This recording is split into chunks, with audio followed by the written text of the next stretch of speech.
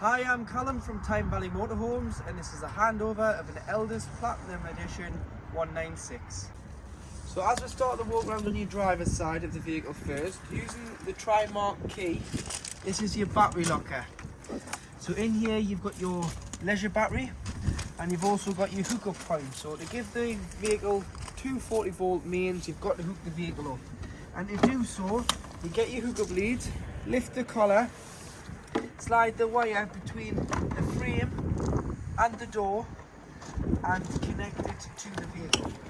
Hook the motorhome up first, then the power source on the site, and do it in reverse order when unhooking so that you're never walking around with a live lead.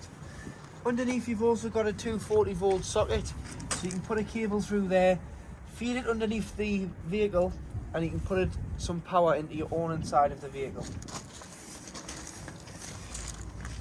Here you do have your cassette, so again using the Tri-Mark key, pushing both catches in to release the door, lifting the handle on the cassette and sliding the cassette out of the vehicle. When it's full, you can either carry it or you can wheel it to your disposal point on site. In the empty, remove the grey cover, press the button, tip the content of the cassette out. Once you've tipped it out, put some water in, give it a rinse, tip out again, and then go in with a cap full of liquid, which is 120 ml, or you can do by eye and just pour your liquid down the spout into the cassette before pushing it straight back into the vehicle. At the back here, you do have your freshwater drain points. So you've got your dirty water drain point, which is anything that you've used, taps, shower, hand basin, dishes, anything. Drive over the grid, crank your tap open and drain off. And then you've got your blue one at the back here, which is your freshwater drain. So this is if you've taken on a source of contaminated water or you drain it down for the winter. If you are draining it down for the winter, make sure that the fresh and the waste are both left open so no water can sit in the tanks and potentially freeze. This is your flue for your boiler, as it's an underslung boiler for your hot water system, so just ignore that. If it does start condensation or weeping with a small amount of water, that's totally normal. It's just condensation in the pipes. But to fill the vehicle with water using one of your round-headed keys, a lockable cap, carry your hose pipe and some hose pipe fittings with you, as it's mainly just a brass tap on site. And you take this cover off, place the hose pipe in there, fill it until it overflows or until you're happy you've got enough water on board. But take fittings with you for the tap, as it's mainly just a brass tap on the site, and carry your hose pipe with you. On the back of the vehicle you've got your high level brake light, your rear view reversing camera, and you do have a tow bar. So this is a tow bar with 13-pin electrics. Using the Tri-Mark key again, you can open your gas locker. So this takes two 6-kilogram propane bottles, and we've got our test bottle on at the moment. So it doesn't come with a gas bottle, you'll have to source a gas bottle. This is our test bottle to show you your appliance is working.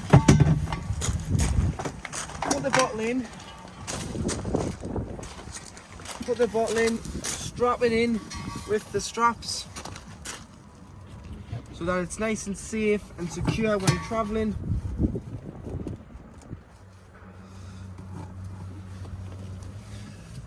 Always ensure it is turned off before travelling. And to connect this pipe here, which is known as the pigtail, to the top of the cylinder, it's left to tighten, right to loosen, so the opposite way with it being gas. And then you need a gas spanner of some sort or an adjustable wrench, and you just want to put your spanner on and nip it up before turning the cylinder on at the top. But like I say, make sure that you do turn it off before you travel, and you can carry a spare bottle with you, and then once one bottle's empty you can take this one off to be replenished, and then put the pigtail onto the other bottle so that you've got gas. And then when you get home you can exchange the bottle with your nearest gas agent. external gas point here, so instead of carrying a spare bottle to power your kayak doing outdoor cooking, you get a quick release connector here, 2 Jubilee clips, so you need to connect the quick release connector onto the Jubilee clip onto the rubber gas pipe to make that sealed with the Jubilee clip, and then connect the other end with the clip onto the kayak, turning the barbecue point on here to allow gas through, but this will only turn once that knows that there's something connected to it. Fridge vents, awning light, vents behind the microwave. You have doors lockable via one of the round-headed keys from the outside. Storage in here, which is underneath your side facing bench seat. At the passenger doors where you fill with diesel using the main ignition key to open the diesel, and underneath you've got the AdBlue, so it's a 19 litre tank on the AdBlue on the Cato Boxer, and what that'll do is it cleans the catalytic converter out at a certain temperature, so it will stop the build-up of soot in your catalytic converter by cleaning it out, meaning you've got cleaner emissions. It'll indicate between the temperature and the fuel gauge on the dashboard when it needs AdBlue. Either buy it on the drums or you buy it on the pump. When it comes on, if you just do top it up as soon as possible, otherwise the vehicle can restrict itself by going into limp mode, which is reduced speeds to 50 miles an hour to protect the engine. Underneath the floor is where you have the location of your engine battery. Underneath the seat is the location of your toolkit, which has got a jack and a brace and a torn iron, and on the door here is the location of your tyre pressures. So you do have 5 bar on the front, which is 72.3 psi, and 5.5 bar on the back, which is 79.5. Note, I'll give you a little top tip here, if you do get a tyre pressure light on, you need to blow it up slightly above these pressures. So put the front one to about 73, 73.5, and put the back one to just over 80 to 80.5 to allow the sensor in the wheels to recalibrate, and that tyre light will go off. Bonnet release is on the side of the dashboard here.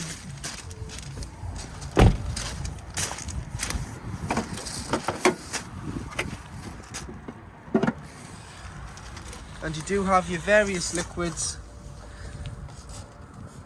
Screen wash, 3 tabs, that lifts off, and you've got your power steering fluid and your coolant. Brake fluid, oil filler and dipstick. And then for giving or receiving a jump start, as the battery's underneath the cab floor, this is your earthing point, which tells you here, your earth off there. And then between the air filter and the back of the headlight, you've got this oblong box. Put your key in and just lift that up, and that is your positive contact for giving or receiving a jump start. So to operate your 12 volt control panel, you've got your master switch here at the bottom, which turns the vehicle on and off. So that's all power from your leisure battery via your 12 volt system. If you're hooked up, then you will get access to 240 volt via all the 3 pin sockets around the vehicle, but if you're not hooked up, you'll only have 12 volt. You've got your awning light here, your tank heaters, which turns on the probes in the tanks to stop the water from freezing when we are in colder temperatures when using the vehicle. When you're not using the vehicle, it's always recommended to drain the tanks down. Lights, so this is just your master switch for your light on board the vehicle, and then they all are individually switched, but you've got to have the master switch on to send power to the individual switch. Your pump, to use the taps, toilet and shower, making sure that you've got enough water on board first. Turn your pump on, and what that'll do is it'll pressurize the water through your taps, toilet and shower, so you need that on, otherwise you'll get nothing through the pipework. At the moment, you can see your voltage of your leisure battery. Take the hook out to get a true reading of the leisure battery volt at the top. Press the button and you can see the level of your fresh water on the bottom. So to work your heating and hot water, which is through a wheel system, this is your wheel control panel. So to operate, you've got your hot water at the top, heating at the bottom. Plus and the minus is just the room temperature of the heating. Goes up this scale all the way to 30 degrees. So we'll start off with the water. So should you have water on, the boiler's closed, you can start to heat your water when you arrive, either on your site or if you're wild camping. So you press the button here and it'll go from off to a snowflake, which is frost start, which just keeps the water in the boiler above freezing at 5 degrees. You've got one wavy line which indicates 750 watts of electric. So this is the lower output on electric. Should you be on a smaller scale site or abroad where they don't give you as much electric as you get in the UK through hookup. Then you've got two wavy lines, which is 2 kilowatts of electric, which you can use on most sites throughout the UK. You've got gas. So this is gas on its own, which you'd use if you're wild camping, as you wouldn't have any other source to heat your water off than gas.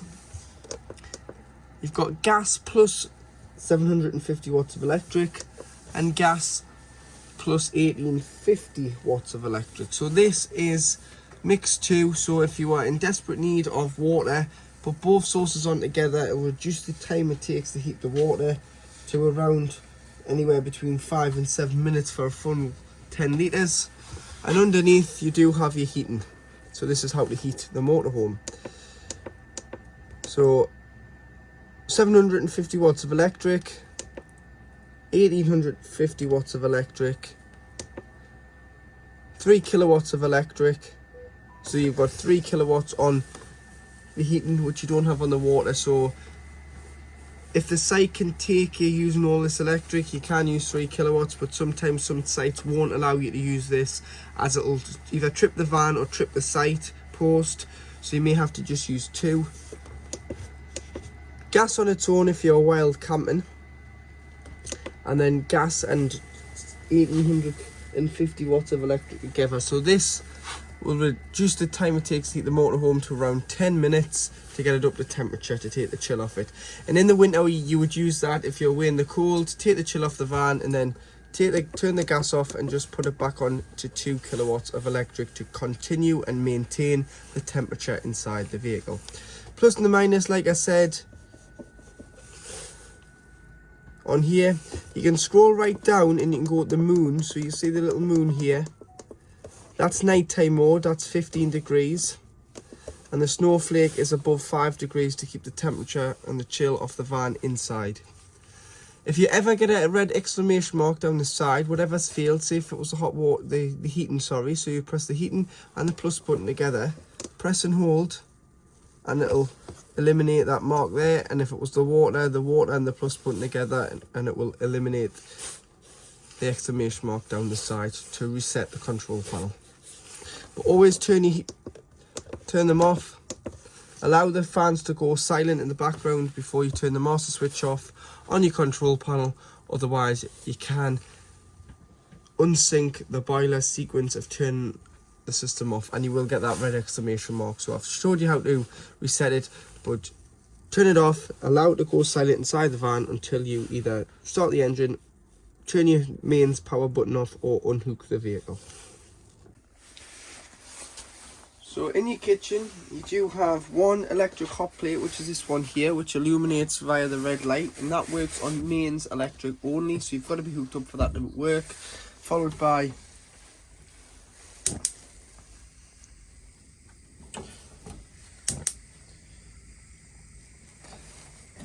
three gas, using the ignition on the front of the oven to light. Make sure all of these are cool enough before you do put the glass lid down, otherwise the heat may shatter the glass lid if it is too hot. And underneath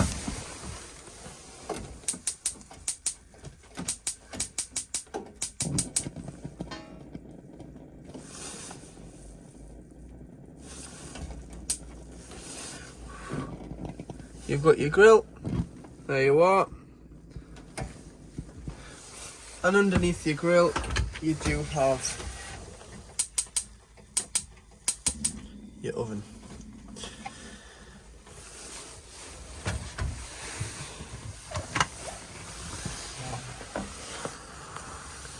gas isolation valve taps here, so any problems with gas, turn the bottle off to be safe, but you can isolate each individual appliance from here, but these are mainly for when your vehicle is annually serviced. And you do have your electric hot plate plug there, so you can isolate that should the electric hot plate be giving you any problems. Above you've got your microwave, so press eco to wake the microwave, and this is an 800 watt mains microwave. The plug for it is up here, so if you do need to isolate that, you can unplug it or switch it off, followed by a cup and plate rack. Making sure you've turned the pump on and that you have water in the system. You can open the tap, and this is a pressurized flow of water, and that is getting up the temperature there as it is warm water coming through. And again, make sure these glass lids are down when you travel, don't leave them up. Put them down when you travel just to avoid them from being damaged in any way. Blinds, you do have blackout blind, and underneath you've got a fly screen. You've also got the controls in here for the bed, so turn the key and operate the switch and the bed will come up and down. I'll show you that in a moment. Lights, two 240 volt sockets and 2 USBs.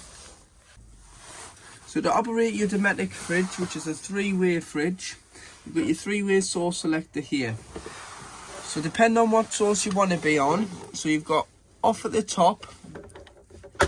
First one is mains 240 volt, so it'll act as a household fridge. So if you are pre-chilling it at home or you are on a site, you'd be using mains electric to operate your fridge because you wouldn't want to waste your gas. However, if you've been to a site and you're ready to go to your next site, or you've pre-chilled it at home first and you're travelling with food in your fridge, turn it to battery. Battery's not your leisure battery, it's a feed from when your engine has started. It gives a 12 volt feed to your fridge, and what that does is it keeps the shopping at the same temperature. So it keeps the fridge at the same temperature, which will then keep the shopping nice and fresh until you arrive back on site and you go back up to 240 volt. Or if you're wild camping, you go down to gas. This is your temperature, so you can adjust the temperature to suit, but you need to push it in when on gas and push the spark ignition in. This orange band starts to go in the green. Once it's in the green, you let go and it's lit on gas. So now it's in there, let go, and that is it lit on gas. So if you're wild camping or you were pre-chilling it in a storage yard and you didn't have access to mains hookup, you would use your gas. With your fridge, what we do recommend is you clean it out once in a while, and when you are not using the van, you leave the fridge door open because it's got an airtight seal on, so it traps the air, which will then become smelly over time. So on the light here, you can push this button in and pull the pins out, and what that'll do is it'll stop the door from shutting, and you can get air circulation in and out of the fridge. So in the washroom, to operate your toilet, ensure that the pump's on because it's a freshwater flush from your freshwater tank which feeds the toilet. So what you do is you press the blue button on the top, which is your flush. Put a small amount of flush in first before you open the blade and you use the toilet. So flush it first, which lubricates the seal between the top of the cassette and the bottom of the toilet. This is your blade handle here, so you want to slide that open. Use the toilet, give it a good flush after use, and then shut the blade.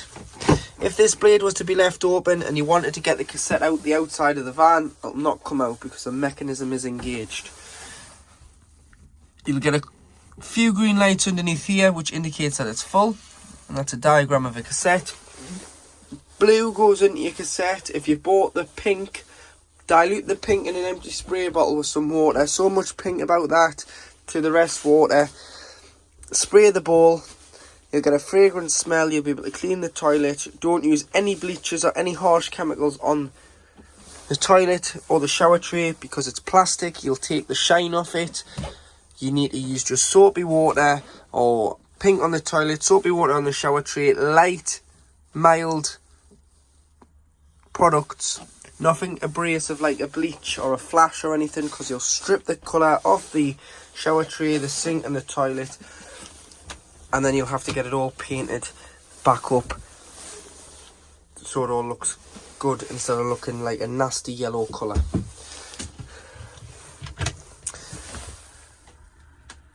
Toilet cabinet, shower tray, shower screen should I say, for when you're showering, covers the toilet. When you winterise, if you do, just unscrew your shower head and put the shower hose down into your shower tray just to stop any water sitting in the pipe and potentially freezing, leaving all the mixer taps open. And you've got a push plug there on the sink. And that is your washroom. In your wardrobe, you've got your freestanding table, which you can assemble at the front, back or outside the vehicle if it's a nice day. Solar panel charging your leisure battery. And it's flashing away there, you just leave it. It's only as good as the round thing in the sky. So in the summer, brilliant. In the winter, not so good. But we do have the odd summer sunny day, which will charge your battery. But just keep an eye on your battery through your control panel.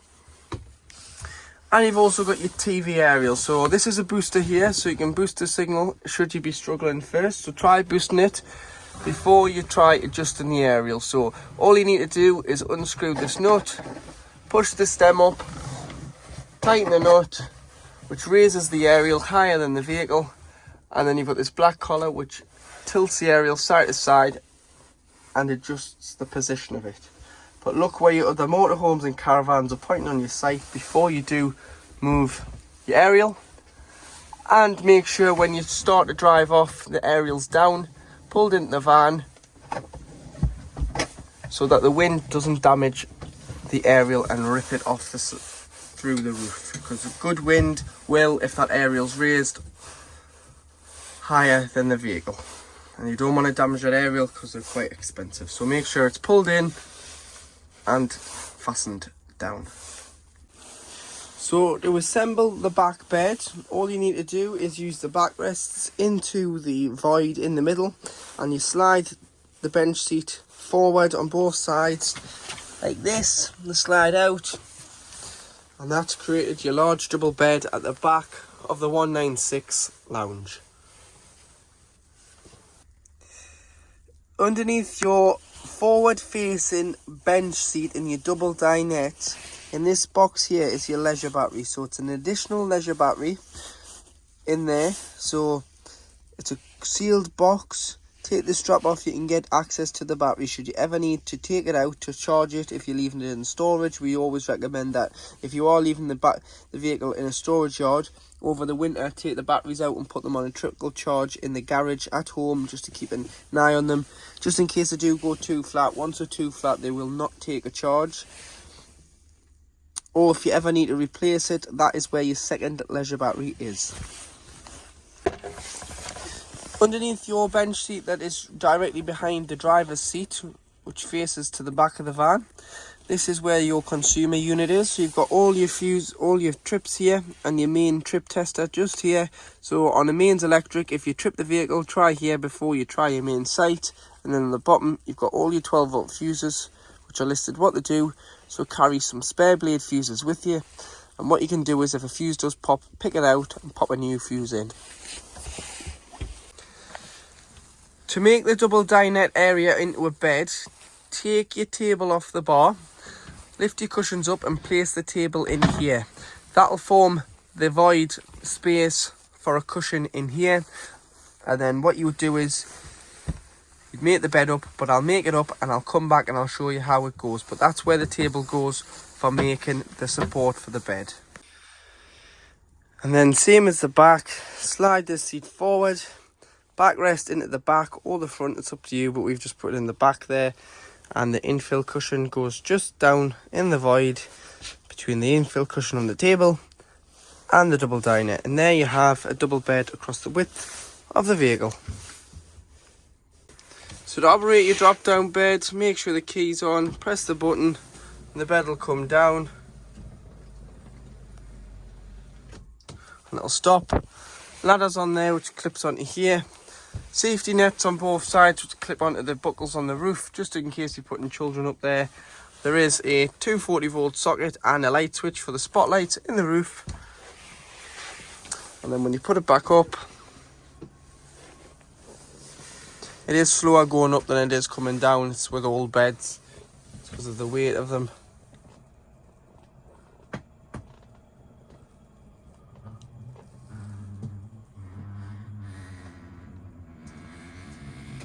There you are, it goes up. But there is a fail safe on this. So, socket goes up through here, connects to the motor, so if it ever did fail or you ever did lose 12 volt, as that's the main common problem if you want to drain your battery and the bed was down or up, you can manually wind it up and down. There's also a safety fuse just behind this panel here. So just 2 screws, take that out, that's above the driver's seat, which has got a resettable fuse in for the motor of the drop down bed. So underneath your bench seat at the back, and this is your kitchen, so it's on the passenger side of the vehicle, this is your boiler. So your boiler is an underslung boiler and it holds 10 litres of water at any one time. In the winter, we strongly recommend when not using the vehicle that you drain all sources of water out of the motorhome. So this is fresh, waste, boiler, leave all your taps open. But to drain the boiler off, all you need to do is turn the tap to the front of the van, do it without the pump on, and it'll drain off all 10 litres directly out underneath the chassis. When you come to reuse it, put the tap into this position so it's pointing to the passenger side of the vehicle, not the cab. Shut your fresh, shut your waste, shut all your taps inside the vehicle and fill the vehicle with fresh water via a hose pipe. Once you've done that, you can then come in, put your control panel on, turn your pump on and open the taps. On the cold side, you'll get an automatic pressure of cold water because it's drawing it from the main tank. It's not hitting the boiler, but as soon as you go to the hot side, it's transferring the water into the 10 litre boiler, so it'll cough, splutter until you get a free flow of water from the hot side. Then your system is full. So once you get a pressurised flow of water from the hot side, the tap, and it's not coughing, the boiler is full. But make sure you drain it off in the winter because it's not covered under warranty, because it's your responsibility. Frost damage is not covered under your warranty. It's your responsibility to drain the vehicle off. And you do have a resettable button at the back, which is this red button, so you can press that. So if you're not getting rid of that exclamation mark on your control panel on your hot water, for your hot water, press and hold for 30 seconds and it will reset the boiler. But drain it off, to the front to drain off, to the side to keep water in.